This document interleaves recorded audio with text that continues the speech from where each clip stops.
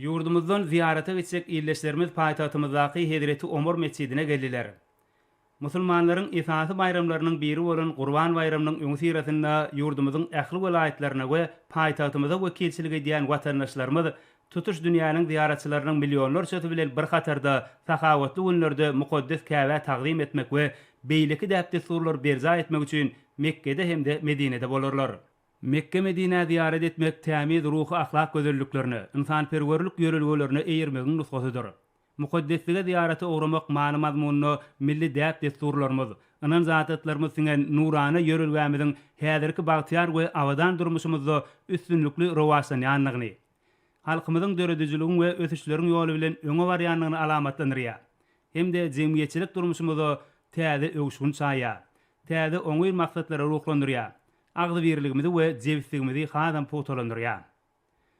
Şoňa görä-de iň gadymy döwürlerden bäri umum adamzat gymmatlyklaryna sallamly goşan öz ýoluny ýörelgesini döreden merdana ata-babalarymyzdan gelýän we häzirki döwrüň ruhu bilen sazlaşyk utgaşýan asylly däwimize görä illeşlerimiz ýüreklerine beslen has bardyny berza etmek arzuwy bilen bugun ak ýollary rowany bolýarlar.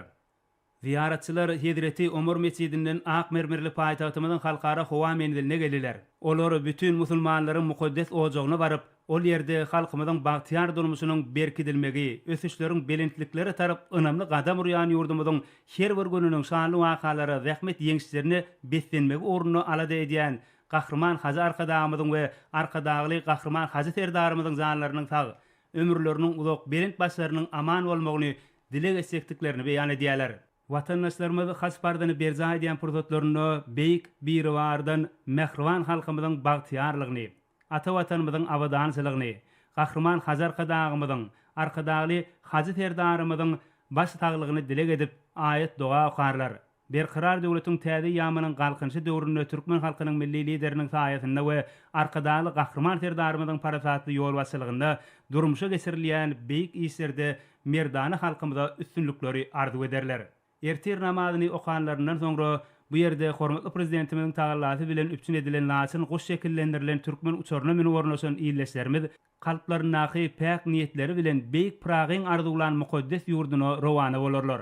Ähli musulman dünýäsiniň mukaddes ojagyny etsek doga dilegleriniz, gudraty güýçli Allah Tagalanyň dergähinde kabul bolsun.